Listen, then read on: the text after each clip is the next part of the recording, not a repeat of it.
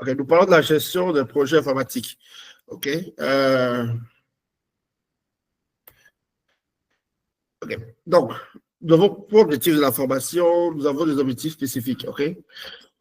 À la fin de cette formation, vous devez être capable de comprendre les principes et les étapes d'un projet informatique, d'appliquer les méthodes et outils de gestion, d'organiser efficacement les ressources et le temps, d'identifier et gérer les risques liés au projet technologique et collaborer en équipe pour assurer un succès d'un projet. Nous allons utiliser le plan de formation de suite. Si oui. Introduction à la gestion du projet informatique, cycle de vie d'un projet informatique, planification et organisation du travail, méthode de gestion de projet informatique, en informatique, excusez-moi, la gestion des risques et suivi de projet. Nous aurons l'étude de cas et nous allons après conclure et passer à la phase des questions. Sans plus tarder, nous allons parler de la gestion des projets informatiques. Donc, c'est une discipline qui consiste à planifier, organiser, diriger, contrôler les ressources, que ce soit matérielles, humaines et financières. Ça permet d'atteindre des objectifs spécifiques dans le domaine informatique. Cela a pour enjeu de respecter les échéances pour éviter les retards coûteux au niveau des délais, au niveau des coûts, de maîtriser le budget pour éviter les dépassements et qualité, de livrer un produit ou un service qui répond aux attentes des parties prenantes. Quand on parle de gestion de projet informatique, on parle de certains acteurs. Et dans l'autre cas, nous avons 3 acteurs donc, qui dirigent la gestion des projets. Nous avons le maître d'ouvrage ou le MOA. C'est lui le client, c'est lui qui apporte le projet, c'est lui qui apporte les objectifs, c'est lui qui apporte le budget, c'est lui qui fixe les délais. OK? Après, nous avons le maître d'œuvre. OK? En ce cas, c'est le fournisseur. C'est lui qui réalise l'ouvrage, c'est lui qui conçoit, il propose des solutions, il effectue des tests avant de livrer le produit et de respecter les délais et les coûts. Ensuite, nous avons le chef de projet. C'est lui le pilote du projet. C'est lui, il coordonne tout, il assume la responsabilité de tout. Il a pour rôle, lui, de coordonner, comme je vous disais, de décider, de communiquer. OK. Nous allons passer, c'est la partie introductive, hein. Maintenant, nous allons passer au cycle de vie d'un projet informatique. Quand on parle de projet informatique, quand on parle de projet en général, un projet a un cycle de vie où, comme on dit, en général, un homme naît, vit et meurt. Donc, pareil pour un cycle de vie de projet, pareil pour un projet informatique. Il naît et il meurt. En bref. Donc, un projet informatique a pour cycle de vie, oui, et son cycle de vie se matérialise ainsi. Donc, nous avons la partie 1 qui est l'initialisation. Ensuite, la planification. Nous passons à l'exécution, le contrôle et suivi et la clôture du projet. Chaque étape a sa définition, bien sûr. Et quand on parle de l'étape, on prend l'étape 1, qui est l'étape d'initialisation. À ce niveau, le but est de définir le projet, d'obtenir les accords des parties prenantes.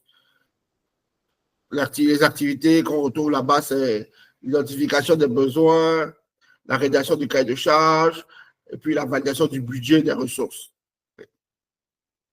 Ensuite, on passe à l'étape de la planification. Là, c'est d'établir un plan détaillé pour guider l'exécution. Et à ce niveau, on décompose le projet en tâches. On estime les délais et les coûts et on crée un diagramme de Gantt, ce qui est très important. La partie 3, qui est l'exécution, qui permet de mettre en œuvre le plan. C'est ça l'objectif. C'est là qu'on commence à vraiment travailler sur le projet, on développe les fonctionnalités, on gère les équipes, les ressources, et on fait un suivi de tout cela. Ensuite vient le contrôle et le suivi. Tout projet a droit d'être contrôlé et il doit avoir un suivi rigoureux. Donc, à ce niveau, on surveille l'avancement et on ajuste le plan si nécessaire. Là, on compare les réalisations par rapport au plan, à ce qu'on a planifié. On identifie les écarts et on met en place des mesures correctives.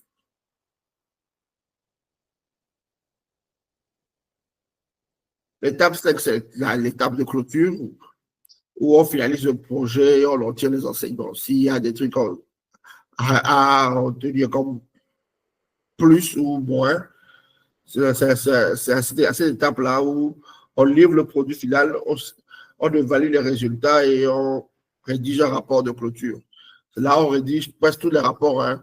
Rapport de maintenance, rapport de clôture, rapport de formation, ainsi de suite, ainsi de suite.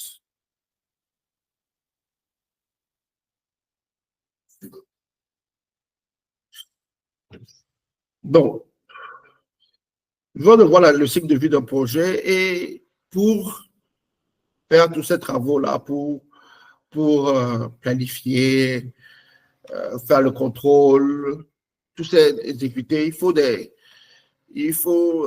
des outils pour pouvoir faire cela. Donc, nous allons passer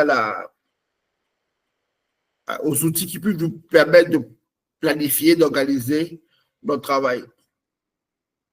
Donc, planification et organisation du travail. Les outils. Comme tout à l'heure, je vous disais, au niveau de la planification, il faudrait utiliser plusieurs outils. Donc, les plus grands, on peut dire les plus utilisés, nous avons le diagramme de Gantt. Lui, il permet de voir. Non. Le diagramme de Gantt permet, grâce à sa façon de faire, de visualiser les tâches et les délais. Je crois que tout le monde connaît le diagramme de Gantt. Ça permet d'avoir un visuel du projet par tâche et par délai. Nous avons le diagramme PERT. Lui, il permet de PERT qui est Programme Evaluation and Review Technique. C'est aussi un outil de visualisation de projet. Et il permet, son avantage est d'estimer les durées et identifier les chemins critiques. Nous avons le WBS plutôt, excusez-moi, qui est Work Breakdown Structure, qui lui fait une décomposition hiérarchique des tâches. Ouais. Ensuite, nous passons quand on finit de faire la planification, il faut bien trouver les outils pour gérer les ressources. Et pour gérer les ressources, nous allons avoir besoin d'allouer des tâches, c'est-à-dire assigner les bonnes personnes aux bonnes tâches, gérer le temps. Donc, nous allons utiliser les outils comme Jira, comme Trello, comme Zoho, ainsi de suite. Et compétences, identifier les compétences nécessaires et former les équipes si besoin. Dans un projet informatique, c'est le plus gros, on peut dire le plus gros truc à faire. Identifier les compétences nécessaires. C'est de savoir qui va avec qui marche avec qui. Un développeur UX va avec un développeur front-end, ainsi de suite, ainsi de suite, ainsi de suite. Savoir gérer les équipes, savoir mettre les compétences bout à bout pour pouvoir finaliser le projet. Ça, c'est la gestion des ressources. Dans toute planification et organisation, on a le nerf de la guerre, la gestion des ressources, ça c'est vrai, mais là c'est la budgétisation. Tout doit être budgétisé. On doit faire une estimation des coûts de tout ce que nous allons utiliser tout au long du projet. Et avoir un outil aussi pour faire un suivi des dépenses. Là, on pourrait utiliser Excel, il y a plein d'outils, hein, Excel ou Zero Finance. Dans le cas d'un ERP, où on utilise un ERP, on peut utiliser la feuille des temps de Odoo, par exemple. Donc, pour faire des suivis de dépenses, c'est nécessaire de savoir ça, d'avoir un tableau de bord financier pour savoir où va l'argent, qu'est-ce qu'on en a fait, et ainsi de suite.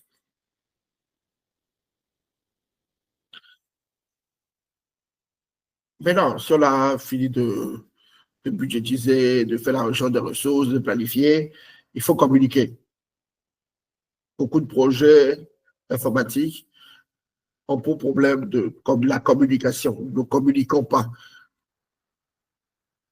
Et la communication aussi fait partie des traits les plus importants. Il faut communiquer. Faire déjà des réunions régulièrement, faire des rapports d'avancement à de chaque on peut dire, entité qui travaille sur le projet, que ce soit développeur, que ce soit développeur, pas, testeur, ou je sais pas. Il faudrait qu'on fasse des rapports sur, sur les points sur lesquels on avance.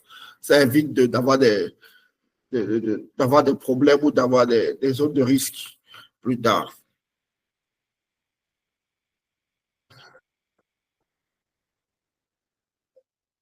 Mais non, ça c'est en grosso modo ce qui doit être, c'est ce qui nous parle de la planification et l'organisation d'un projet.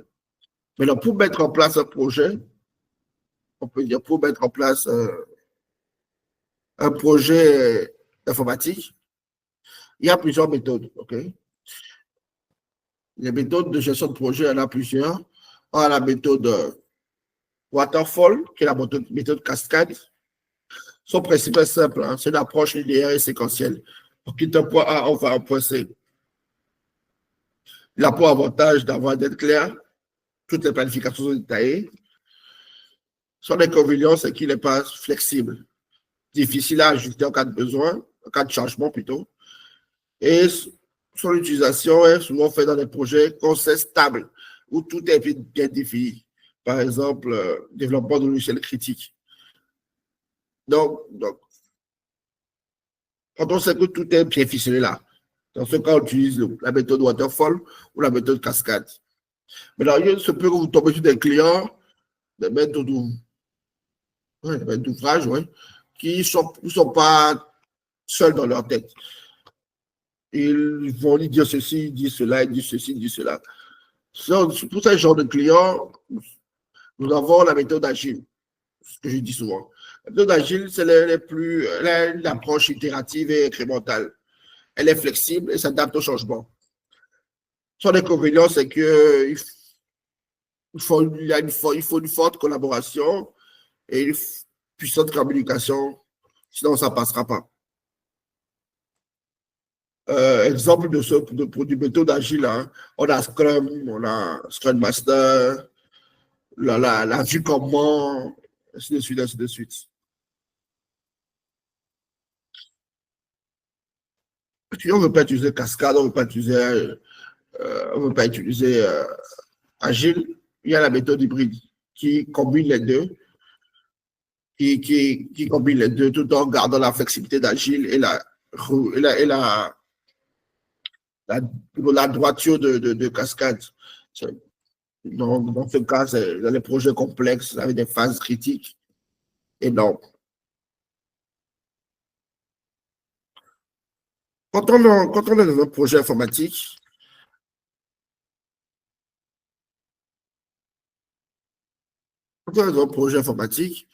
il faut toujours savoir qu'il doit y avoir une gestion de risque et qui doit être faite. Une gestion de risque et suivi de projet. Il doit être mis en place. Quand vous êtes en train de faire votre méthode agile, méthode de gérer votre projet, vous devez en même temps gérer les risques. Les deux vont de pair, en fait.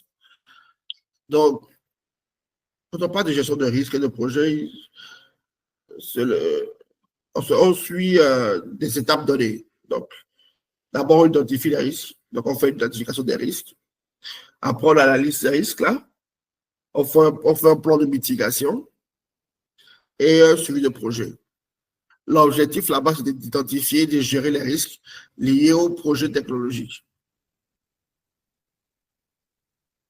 Donc, quand on parle d'identification des risques, sur le plan technique, c'est les bugs, les retards technologiques, humains, le départ de membres, financier, quand on dépasse le budget, organisationnel, c'est quand on change de priorité.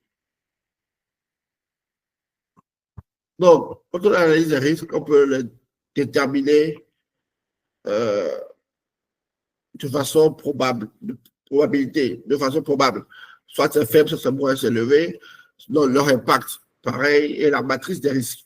tout ça doit être mis en place avant de commencer un projet, hein.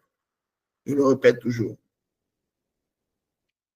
Ensuite, j'ai le plan de mitigation où on a les actions préventives, c'est-à-dire les formations, les tests rigoureux, les actions correctives.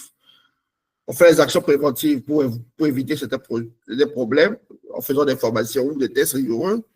Et au cas où ces choses arrivent, des plans correctifs ou des plans de secours où on réalloue les ressources.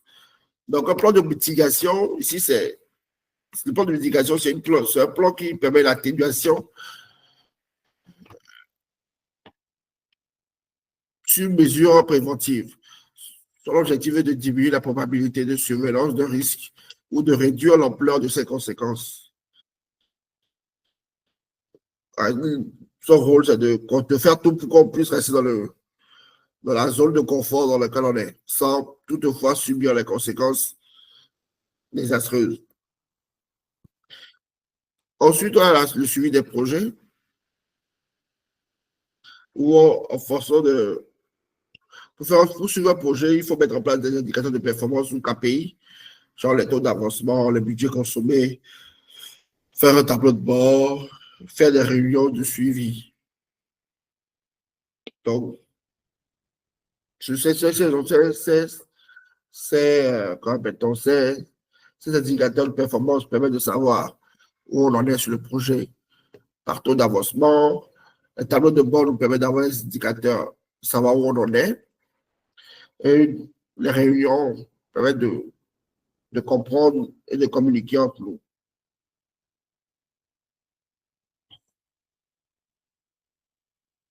Euh, c'est un peu ça. J'ai été rapide, hein.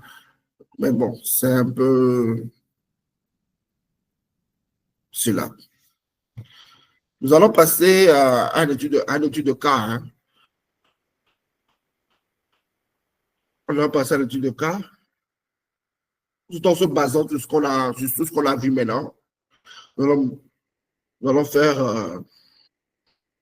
comment on appelle donc, nous allons faire les étapes du projet, faire une analyse des risques et les solutions qui vont avec. Donc, c'est un débat ouvert, hein, où on va discuter chacun de chaque phase et voir comment avancer. La phase d'initialisation, de la planification, la phase de gestion des ressources, ainsi de suite là. Donc, dans l'autre cas, nous avons développement d'une application web et mobile pour une entreprise. Objectif, la livraison est de 18 mois et le budget de son 5 millions. Donc,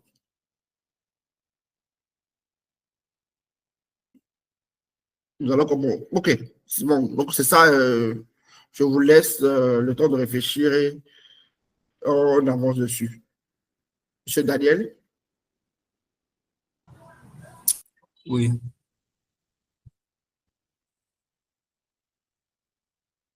pour les études de cas, comment faisons-nous?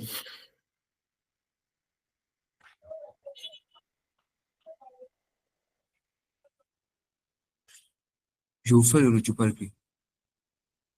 D'accord.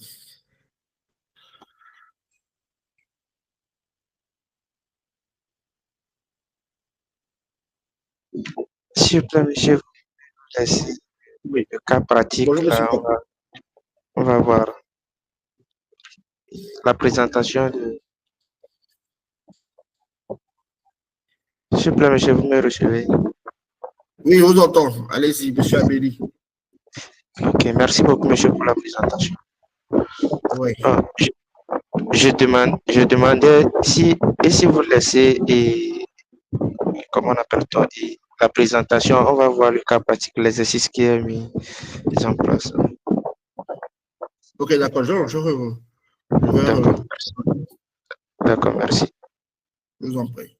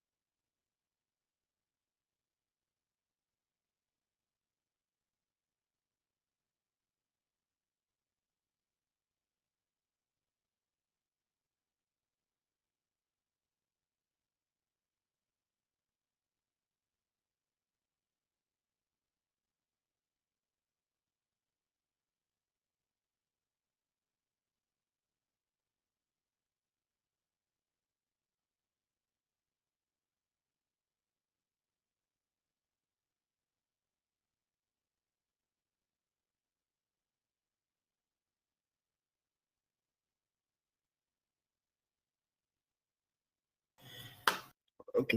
Bonjour à tous. Vous êtes là? Ok, ça marche. Ok, Monsieur Sylvain, oui, je vous écoute.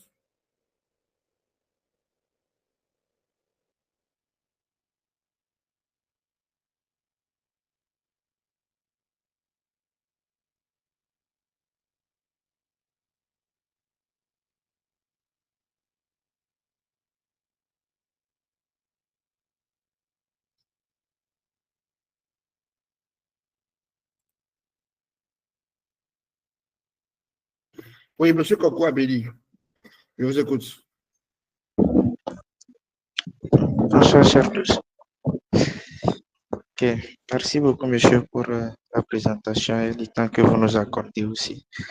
Bon, je vais essayer. Donc, euh, je ne suis pas sûr que c'est ça, mais moi aussi, je vais essayer en se basant sur ce que vous venez de nous donner comme cours. Ok, un instant, Et, s'il te plaît. On va choisir. Je voudrais que deux personnes dans le chat se permettent de prendre des notes. Après, on va faire une synthèse de tout ce qu'on a été dit, ok? d'accord. C'est possible? Je pourrais avoir deux personnes dans le chat, s'il vous plaît. Donc, à se présenter dans le chat et dire qu'ils vont faire la synthèse de tout ce qu'on leur va dire.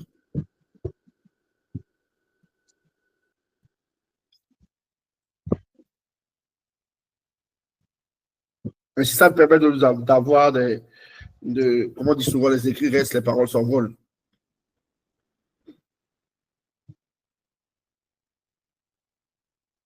Donc, on a Madame Fatouma Daou et Monsieur Prosper Guibé. Ok, d'accord. Donc, vous allez noter tout ce qu'on va dire et, et faire une synthèse après de tout ce qui a été dit. Ça permettra de vous permettre d'avoir un canevas de gestion de projet. Ok, ça marche. Ok, donc, monsieur D'accord, monsieur. Merci Abéli. beaucoup. Oui, monsieur. Oui, donc, quelles sont les D'accord. étapes à suivre? Bon, comme ici, étude de cas qui est présentée et slide 9, on parle de étude de cas pratique, contexte développement d'une application web et mobile pour une entreprise. L'objectif, c'est de livrer l'application dans 18 mois. Et le truc là, et le budget, c'est 65 millions. La première étape, c'est l'initialisation. Oui. Au niveau de l'initialisation, nous allons et essayer de discuter avec l'équipe projet et le client et tout. Et nous allons chercher à comprendre plus les objectifs spécifiques de son application, de sa demande. Et si on arrivait à bien se comprendre, et nous allons passer à l'étape de planification. Nous allons dire, OK, les 18 mois, voilà, on va les scinder 3 mois, 6 fois. Et maintenant, on va discuter avec le client, l'équipe projet, l'équipe qui va travailler le projet. On va discuter avec le client, OK, tous les 3 mois, et nous aurons à faire une réunion avec vous, une réunion dans laquelle, là, je parle de méthode agile, une réunion dans laquelle nous allons vous présenter chaque étape de notre projet pour que à la fin, on ne vous présente pas quelque chose où vous allez vous dire que bon, c'est pas exactement ce que vous voulez. Donc, on va discuter avec le client que chaque 3 mois, pendant 6 fois, nous allons vous présenter chaque étape du projet, l'avancement. Vous allez voir si c'est exactement ce que vous voulez confirmer avant qu'on évolue. Si ce n'est pas ça, on modifie en même temps. Maintenant, avec mon équipe ou bien l'équipe qui va travailler le projet, je vais dire, OK, dans les 3 mois avant qu'on rencontre le client, bon, nous, on aura à faire une réunion chaque fin du mois, un mois, nous, on aura fait une réunion pour voir le projet qui est partagé et comment ça évolue au niveau de tout le monde. Donc, nous, chaque un mois, nous allons faire une réunion et les 3 mois, nous allons faire une réunion avec le client. Maintenant, troisième étape, nous allons passer au niveau, tout cela, c'est au niveau de la planification. Maintenant, troisième étape, nous allons passer au niveau de l'exécution. Au niveau de l'exécution, nous allons partager les tâches. Et comme c'est une application mobile, il faut un designer, il faut des développeurs back-end, il faut des développeurs front-end et tout. Donc, nous allons partager les tâches et nous allons passer à l'acte. Donc, quatrième étape, au niveau du contrôle et suivi, chaque un mois, nous allons faire une réunion pour voir est-ce que ça évolue et quels sont les apports, qu'est-ce qu'il faut modifier et est-ce qu'avec l'allure, est-ce qu'on peut rendre le projet au client dans les 18 mois. Tout cela, et on va le faire au niveau du contrôle et suivi. Et cinquième étape qui est la clôture, nous allons présenter le projet au client et le client est satisfait, nous aussi nous sommes satisfaits. Et je pense que à peu près, c'est ce que j'ai à dire en se référant au cas pratique qui est soumis. Merci. Ok, merci. Tu as fait un survol rapide de toutes les étapes, mais tu as oublié un truc. Qui peut me dire quelque chose qu'il a oublié?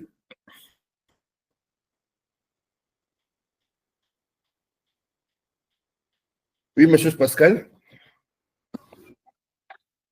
Je peux dire le suivi ou la maintenance. Oui, sujet maintenance. Ça, c'est OK, d'accord. Ça, c'est dans les clôtures, ça, où on établit tout ça. Voilà, la gestion des risques. Merci beaucoup, Madame Fatoma. La gestion des risques. Je vous ai dit tout à l'heure que chaque projet informatique, dès qu'on met en place un projet informatique, on met aussi en place la gestion des risques. Qu'est-ce qui ne te dit pas que si dans tes 3 mois, ton développeur, lui, il se lâche? Tu fais comment? Ouais, ouais, c'est vrai, on a suivi les étapes de la gestion de projet, hein, comment on doit le faire, mais il faudrait toujours mettre en place la gestion des risques. Il faut de pair, l'un ne va pas l'autre sans l'autre. Et puis, tu as 65 millions. Je n'ai pas entendu parler de tes 65 millions nulle part. Comment tu pourrais les dispatcher?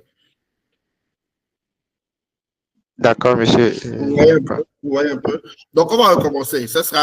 On va aller petit à petit, OK?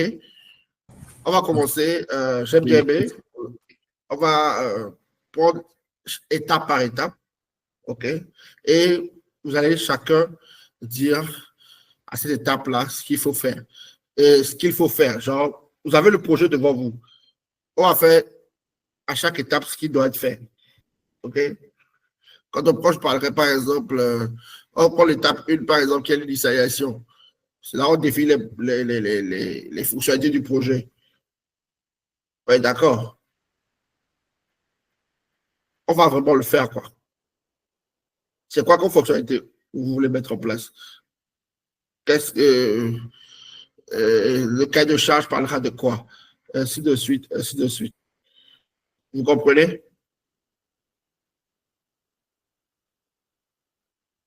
Eh oh, Oui, monsieur, oui, monsieur. d'accord, ça marche.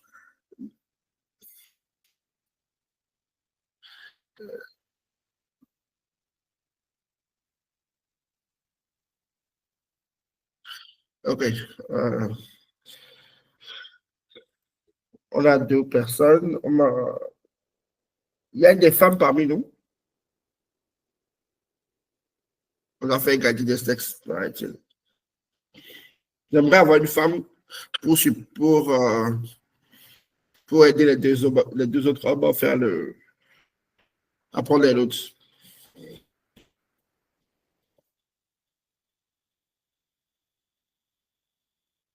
C'est possible?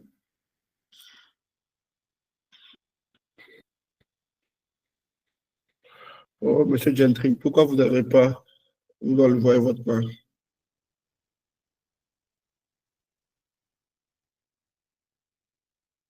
Bref, anyway, nous allons continuer avec le projet. Donc, phase d'initialisation. OK?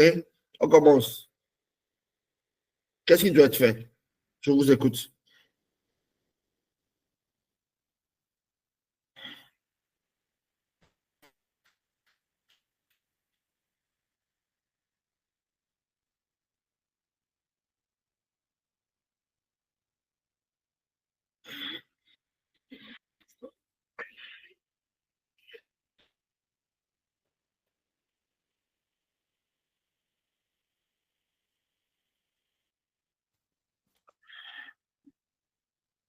Ok, d'accord. Monsieur Abdraman,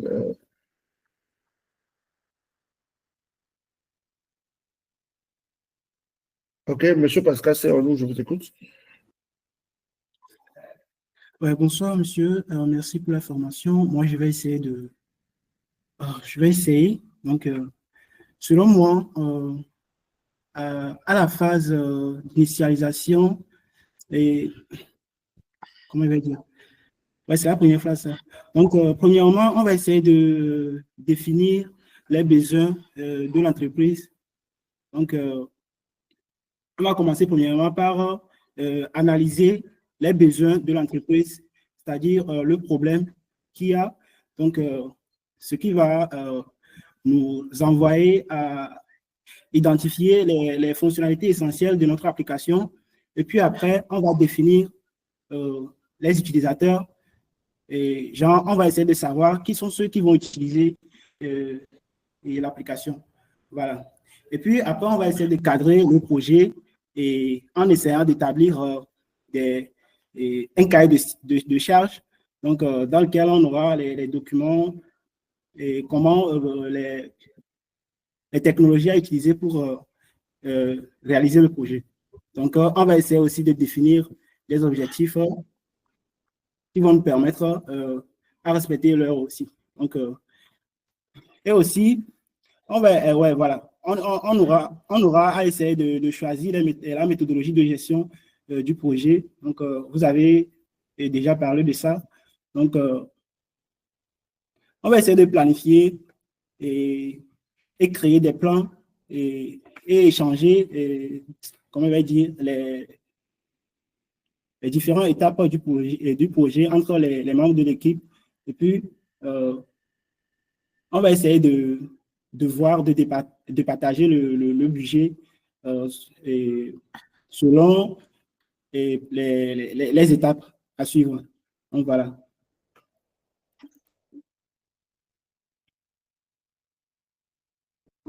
Ok, ça, c'est la phase 1. Voilà. Ok, Monsieur Sambaré.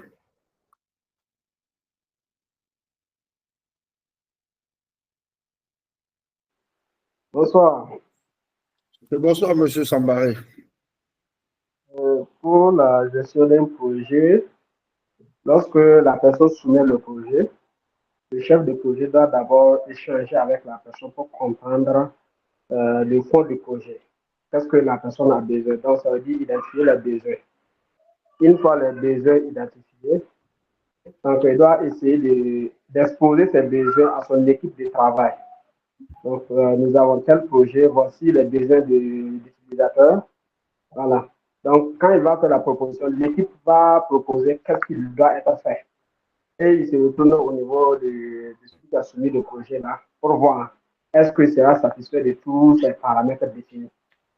Voilà. Si lui, il ne fait pas des ajouts, des réajustements, il revient avec son équipe pour la planification.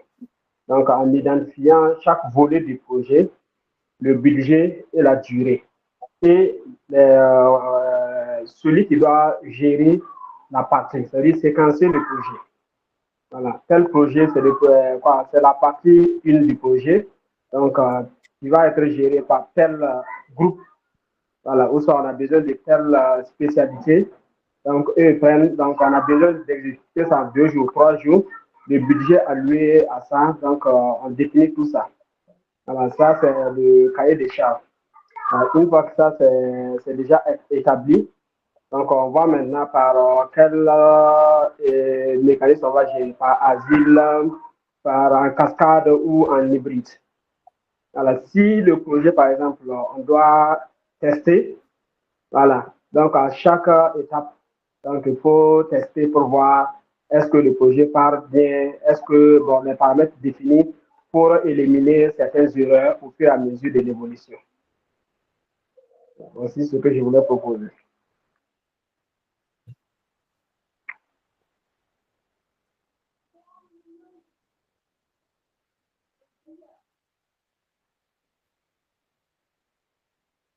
Merci beaucoup.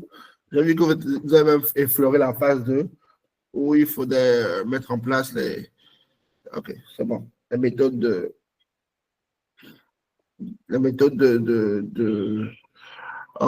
gestion de projet. OK. Qui d'autre encore?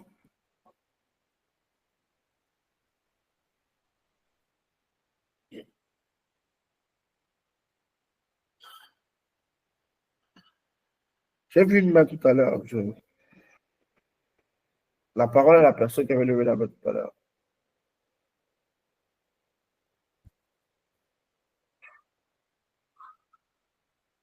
OK.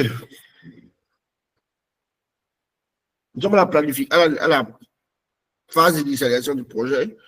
Comme je disais, voilà. OK. Comme je disais tout à l'heure, la phase d'initialisation du projet, c'est là où on définit vraiment tout ce qu'il y a à faire comme travail, en fait. Le cahier de charge, c'est là où on a le cahier de charge, on rédige le cahier de charge, on identifie les besoins et on valide le budget et les ressources. Donc, c'est comme je disais, c'est là, dans notre cas, par exemple, voilà, on dit application web et mobile. Donc, on a besoin de développeurs web, développeurs web et développeurs mobile, développeurs front-end et back-end. On a besoin d'un financier pour pouvoir gérer les fonds. Ouais. On a besoin d'un financier pour pouvoir gérer les fonds. On a besoin d'un gars qui gère les projets, donc le chef de projet. On a besoin d'un gars qui s'occupe de la sécurité des applications, de testeurs. Tout ça là, c'est à ce niveau, on met en place tout ça. Et dès que c'est fait, on passe à la phase 2 qui est la planification. Ouais. Et c'est là où on utilise les méthodes de gestion de projet, en fait, où on a le diagramme de Gantt, on a le diagramme PERT, on a le WBS. C'est à ce niveau-là qu'on les utilise. Donc, avec le diagramme de Gantt, c'est ce qu'on utilise le plus. Hein?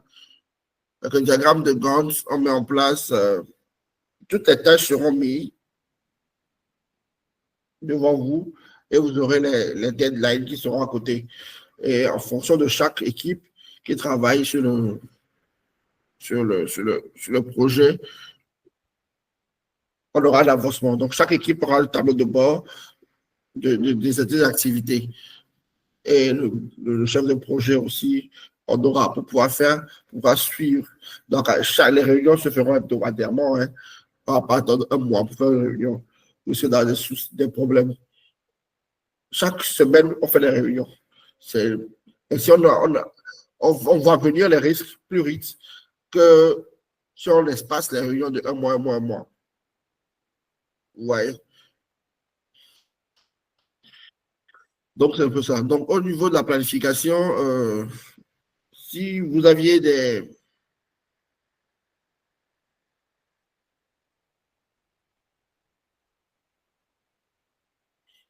Si vous aviez... vous pouviez me donner, par exemple... faire une planification de Gantt, par exemple, sur 6 mois. Qu'est-ce que vous pourrez faire sur 6 mois par rapport à notre projet?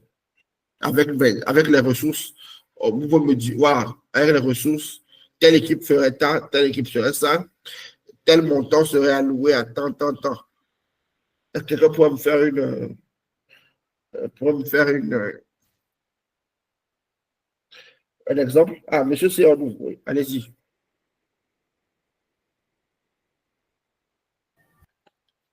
Non, en fait, j'aimerais poser cette question et lorsque vous aviez terminé la phase d'initiation. Donc, j'avais levé la main depuis, mais vous ne m'avez pas passé la parole. Donc, ok, d'accord. Ok, vas-y, je t'écoute. Bon, c'était ma question. En fait, j'aimerais demander à la phase d'initiation, oui, combien de mois on pourrait utiliser et aussi le pourcentage du fonds. Voyons, je sais pas, selon ce qui est disponible. Voilà, donc j'aimerais savoir combien de mois on peut utiliser là-bas, genre à la phase d'initiation seulement, et puis le nombre de budgets qu'on pourrait utiliser à cette étape-là. Voilà. Il faut utiliser tout le budget. Il faut utiliser tout le budget. Ça n'a pas d'initiation, vous dire, oh, 65 millions. Quand vous faites le cahier de charge, vous vous rendez compte qu'il faut acheter tel plugin, tel truc là, il faut payer le développeur mobile à tel montant, tel montant. C'est pour ça qu'il faudrait financer ce projet. Donc, si je comprends mieux, c'est le début en même temps qu'on utilise tout le montant disponible. Oui, on a le montant. Oui, vous avez le montant disponible, vous l'utilisez entièrement. Vous avez 65 millions comme budget. Ça couvre le paiement de tout le monde. Ça couvre si vous avez des trucs à acheter. Si vous avez des voyages à faire.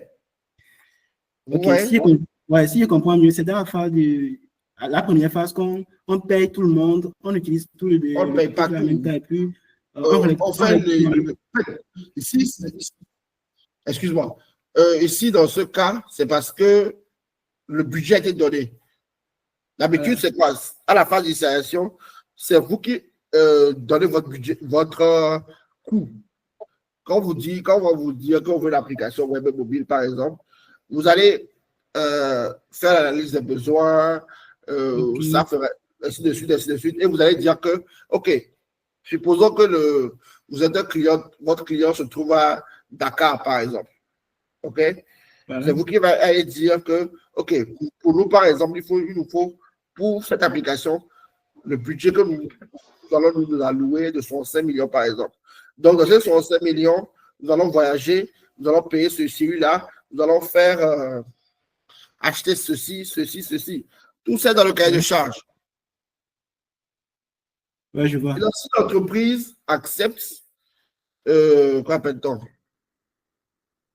Pour 65 millions, OK, on part sur le truc. Mais non, il se peut que l'entreprise vous dise que pour ce projet, on a 65 millions. Il vous dit carrément le budget qu'ils ont. Donc, dans le cahier dans la phase d'initiation, vous pouvez commencer déjà par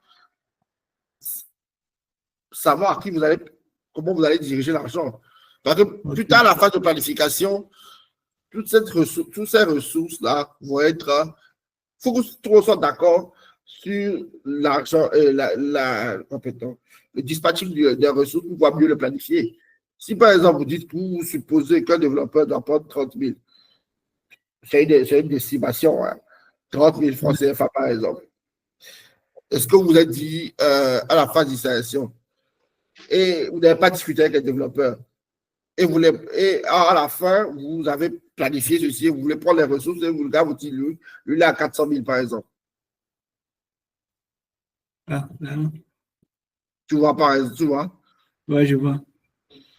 Donc, il faudrait que c'est cette phase-là où, vous savez, vous mettez tout sur le papier. D'accord. Et maintenant, à la phase de planification, c'est juste, vous avez en visu votre projet, en fait. C'est comme vous avez un grand tableau de bord et vous savez que le voyage là que je vais faire à Dakar pour pouvoir récupérer les besoins va coûter 2 millions. Vous savez que 2 millions est là-bas. Il n'y a pas plus, il n'y a pas moins. C'est 2 millions qui a été alloué à ça. C'est ça. D'accord. Donc, vous devez faire tous ces calculs au préalable avant de planifier. D'accord. OK.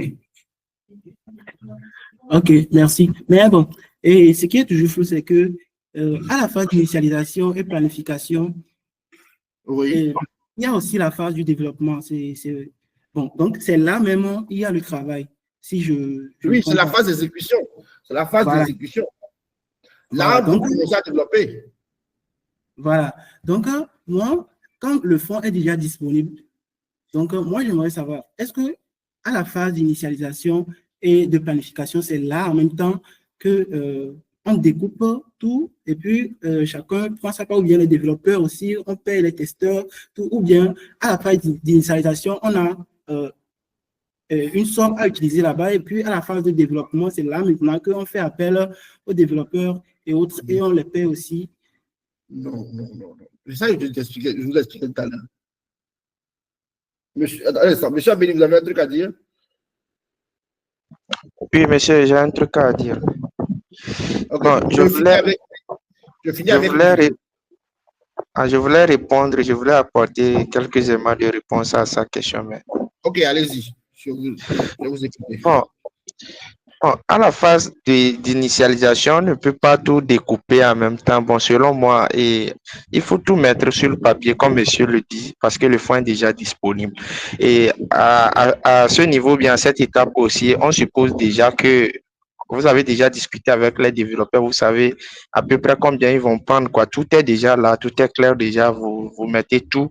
Vous mettez tout. Maintenant, vous n'allez pas tout dépenser en même temps, ou bien vous n'allez pas les payer en même temps.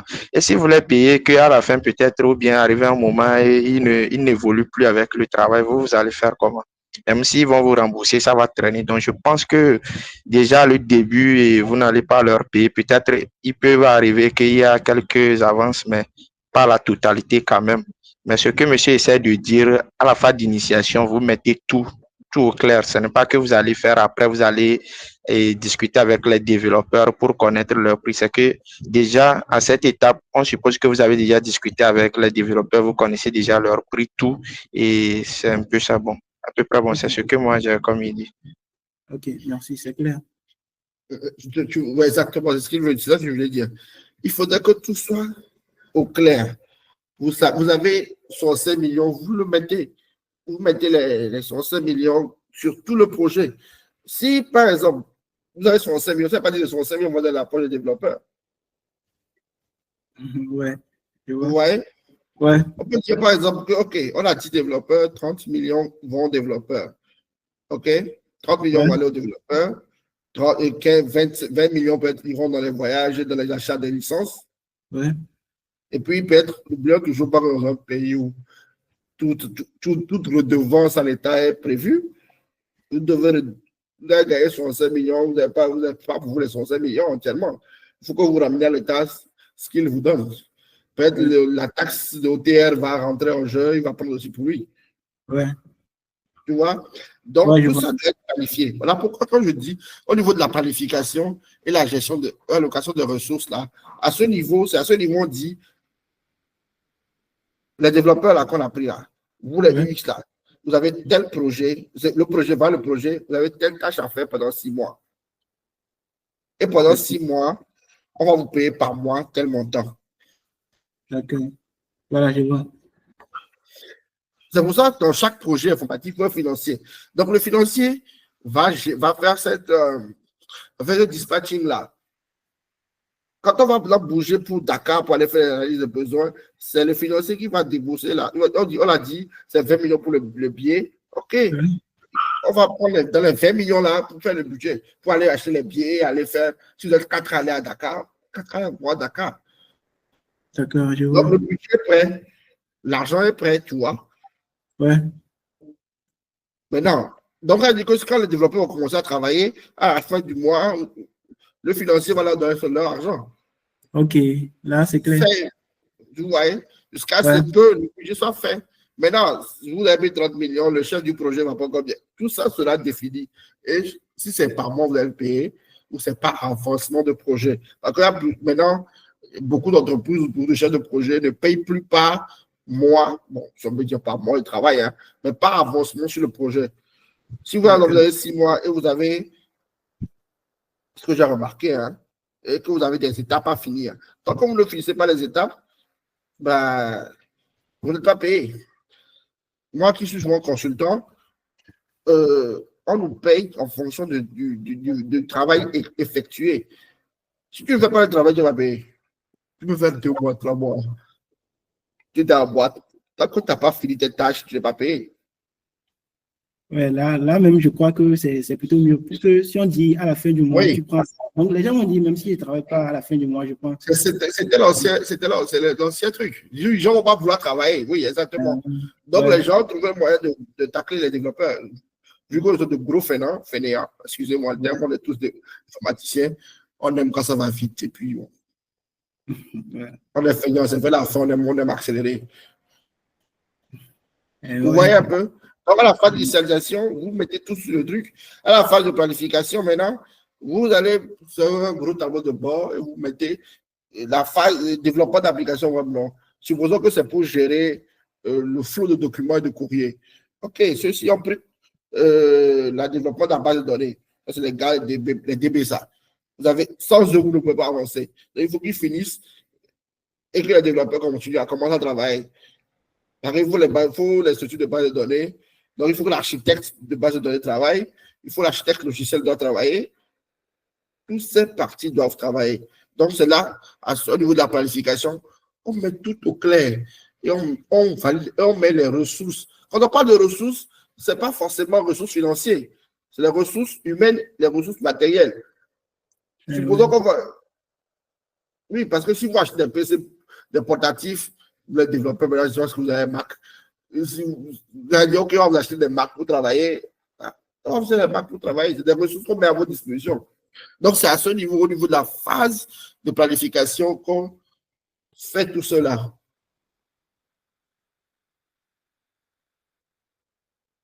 Maintenant, on passe à la phase d'exécution. Là, on dit les méthodes agiles et tout ça, tout ça, tout ça. Monsieur Rodriguez, je vous écoute. Oui, bon, vous avez parlé vous avez détaillé tous les détails assurent. Maintenant, j'aimerais savoir, vous n'avez pas parlé des cas des risques, études des risques là. En temps Oui, normal, on oui. devait réserver aussi un budget pour les risques en cas de caissière et autres quoi. Je n'avais pas entendu parler de ça, donc j'aimerais poser la question si c'est au niveau de l'initialisation qu'on doit le faire aussi, mais c'est après l'identification des risques. Bonne question. C'est la phase, en fait, oui, c'est à cette phase-là. La phase initialisation, planification, c'est à cette phase on commence à parler la gestion des risques. Je voulais finir avec la phase les étapes normales d'un projet, passer après à la gestion des risques. C'est pour ça que je n'en ai pas parlé. Mais si on parle de la gestion des risques à ce niveau, la gestion des risques, c'est, oui, voilà, c'est là où tout est planifié. Au niveau de la planification, ce sera fait. Au cas où un développeur tombe malade ou au cas où un développeur qui fout quand, comment réajuster sa ressource sur les autres ou qu'est-ce qu'on fait. Donc, tout est mis en place au niveau de la planification. Tout est. Je vous en prie, surtout que le suivi est primordial. Le suivi d'un projet est très, très, très primordial. Les réunions, ce n'est pas tous les mois. Si vous avez une réunion tous les mois, vous allez taper pour tout. Il faudrait que vous sachiez vous avancer. Surtout quand le développeur, que ce soit le développeur, que ce soit l'architecte, que ce soit le DBA, il faudrait qu'on sache où on en est, quoi. Une étape, ce n'est pas 6 mois. Une étape, ça peut être un truc, créer une base de données, c'est peut-être pas, c'est pas 2 mois, quoi. C'est un peu tout ce que je veux dire, en fait. OK, monsieur Cyrano, oui. Ouais, et ma question, c'est, est-ce que la gestion des risques, ce n'est pas tout au long du projet? Puisque quand on parle de risque Oui. maintenant, voilà. Donc, c'est tout le long du projet. Il faut qu'on le planifie. Eh ouais. Quand ça va arriver, on commence à réfléchir à ça. C'est toujours lors du projet. Pourquoi le suivi, comme je disais toujours, le suivi est important. C'est lors de ce suivi qu'on sait si quelque chose ne va pas ou pas. Évidemment. C'est là où on sait que sur le financier ne coupe pas dans l'argent des gens.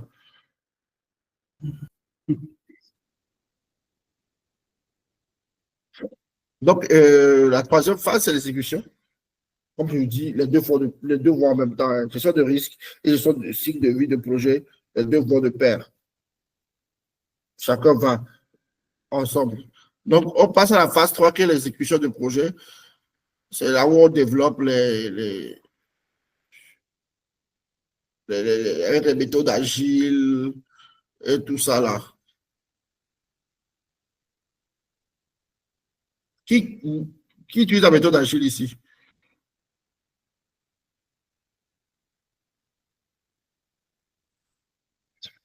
Hello. Il y a d'autres vous qui utilisent la méthode agile?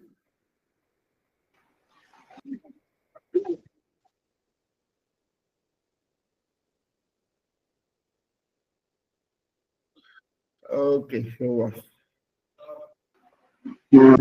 Je vois pas parce que, bon, peut-être qu'il n'y a pas les gens avancés dans la réunion. Je vous ai pas entendu. Bon, je me disais que peut-être il n'y a pas les gens avancés. Nous, on vient de commencer, donc on n'est pas encore, on ne Ok, maîtrise ok, pas ok, encore ok. beaucoup. Ok, all right, all right. Ok, d'accord, je understand. So, ok, la méthode agile, c'est la méthode, vous savez, dans la vie d'un projet informatique, quand on vous apporte un projet, vous avez les gens bons et puis les gens mauvais. C'est comme ça que je les appelle. Il y a les gens qui vous apportent un projet informatique, tout est bien ficelé. Vous faites la phase d'initialisation, planification, tout est OK. Méthode cascade, vous utilisez méthode cascade, ça répond. Et puis vous avez des gens là, vous commencez le projet, vous dites non, en fait, lui veut que ça soit comme ça, comme ça. Ce sont des gens, personne utilise la méthode agile avec eux, avec des Scrum. La méthode agile permet de. Elle est flexible. Genre, là où la méthode cascade est. On quitte un point A, on va à un point B, point B. C'est droit, quoi. On va tout droit. Il n'y a pas de. On change de route. La méthode à cascade, elle va droit au but. Et c'est bien. Moi, j'aime bien cette méthode-là. Pour ceux qui développent, c'est un peu comme on développe WinDev et puis on développe PHP. Ouais. Oui, monsieur Pascal. Monsieur, j'aimerais savoir, est-ce que vous pouvez prendre, par exemple, un exemple concret où on utilise la méthode Achille là, comme ça, nous aussi, on pourrait avoir exactement une idée de quoi il s'agit, un peu. C'est possible. Méthode agile. Ouais. Un exemple concret de méthode. Voilà, tu dis méthode agile. Ok, d'accord.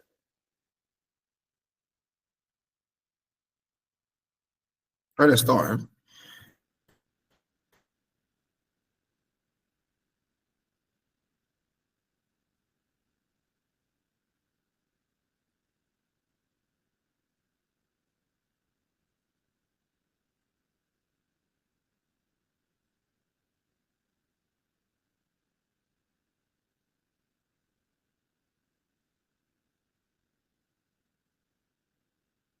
Oui, monsieur Sambambaye, je vous écoute.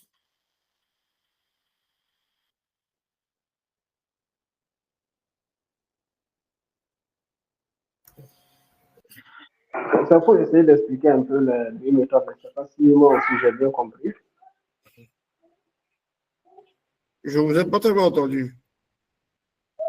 Et c'est pour essayer d'expliquer les deux méthodes là, la méthode en cascade et la méthode en agile. Oui, c'est la Oui, méthode agile. Je ne sais pas si j'ai bien compris aussi. oui, allez-y. Voilà, je dirais la méthode en cascade.